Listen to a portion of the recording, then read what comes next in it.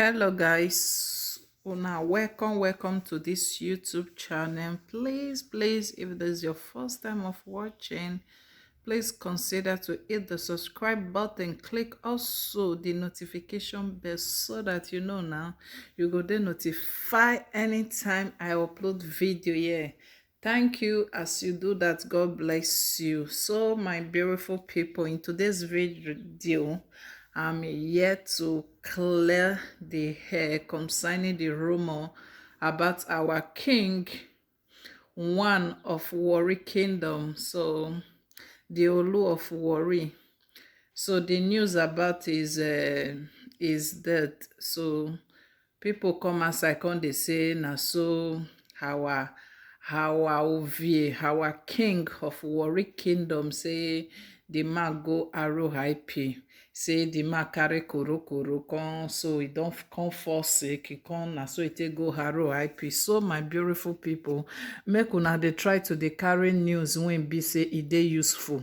Make una dey carry news to avoid some certain things. Make una no bring curse to una self, because our king still dey very strong and healthy. Let me say he's still alive. Yeah, he's just taking treatment, so nothing happened to him.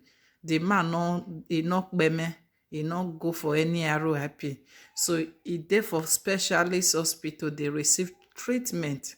So the Olu of Warri, if anything even happen, he go, una go hear am from his family mat, as in he's a king. So why una just come outside, come just dey blab, dey carry rumor wey be say not dey real?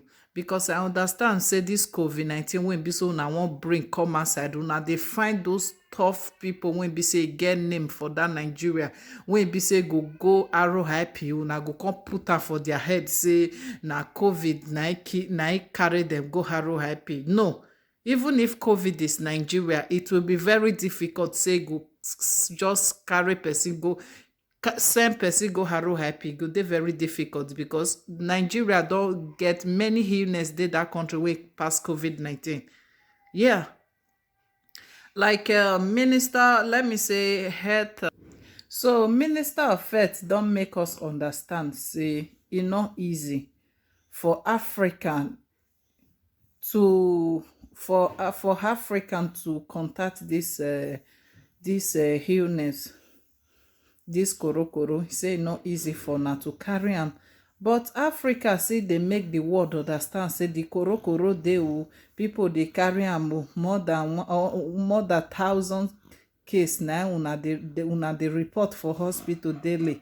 Ma, this is not good.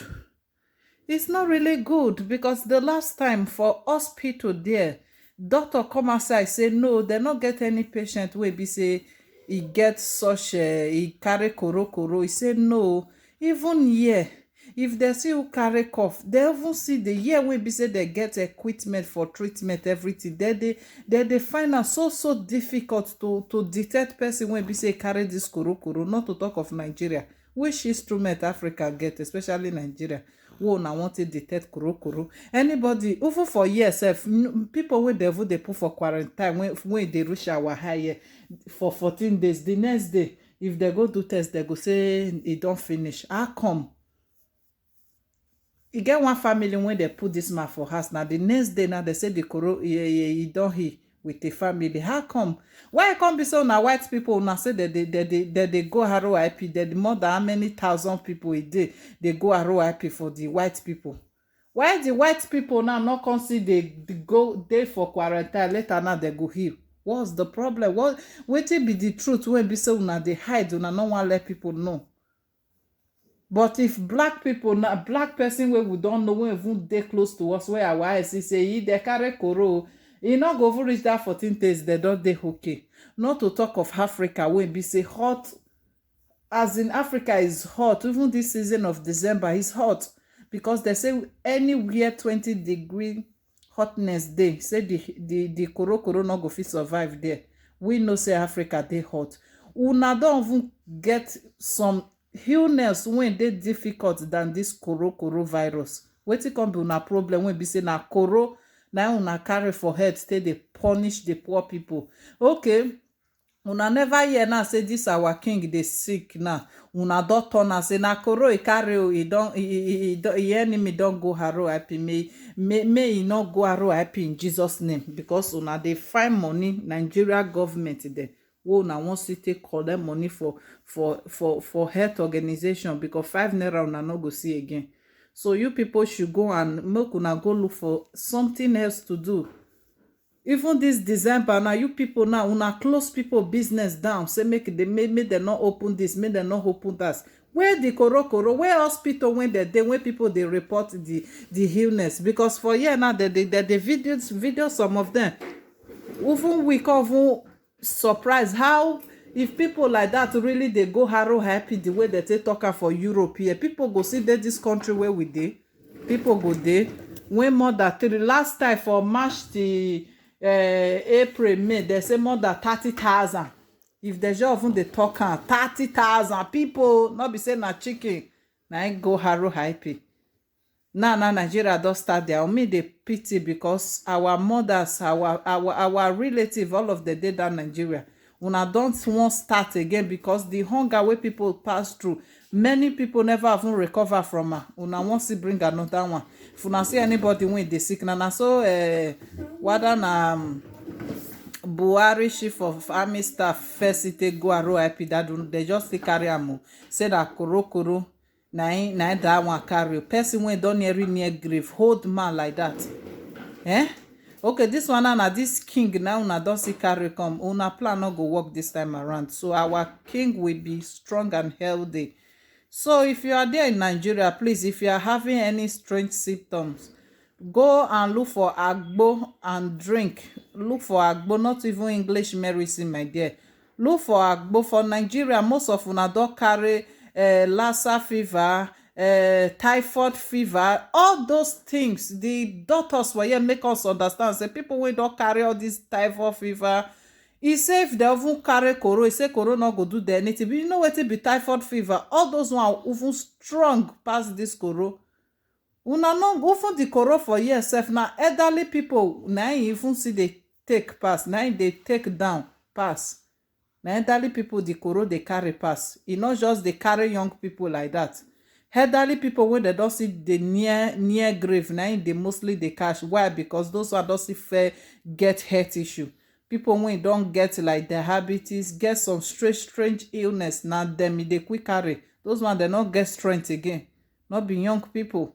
So that one come pass. So another of our Nigerian musician from northern side. So one man come outside though, not be small tori, my people come sue this guy go court.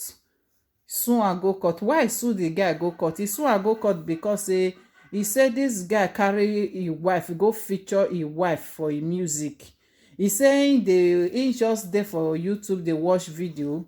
He come say may go check, may watch play the guy music. He come surprised to see his wife come dey dance for inside the music, you know.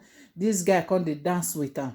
So now this bros now come vex to say your wife, now this guy go feature for inside music, he go must sue this guy go must pay for wetin he do her. My people now come say see wahala don tie shokoto. He don wear shokoto.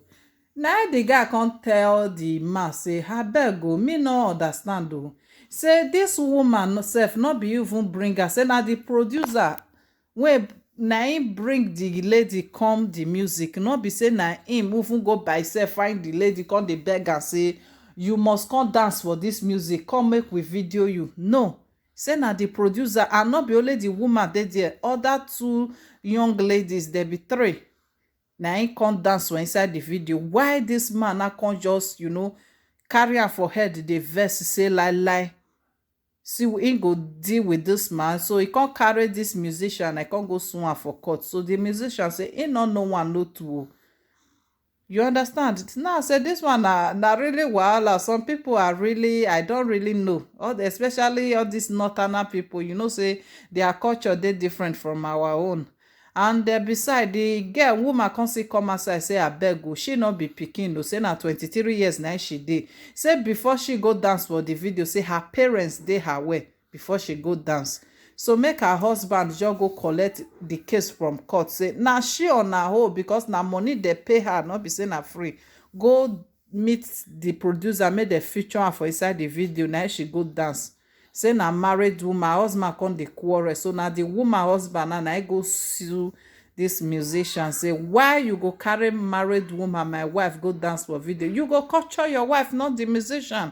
And beside, the musician no even, as in, e no even know say the woman na married woman. Wetin even concern if na married woman? She come dance, dey pay her. Wait, what is it? Not be say you come carry the musician, now you come see am on top of your wife. Maybe they do kere wawawa. That one different. This one na music. Maybe you see the way the guy dey dance with the lady. Now you say the thing really pain her well. Say you need to see the way the man just dey hold the woman for inside the video. You will talk to your wife, console your wife, not the musician, not be the musician at all. So that is it, my dear. So thank you guys so much for watching. See you on my next video. Please drop your comments on the comment section below. Much love. Share this video. Much love. Bye.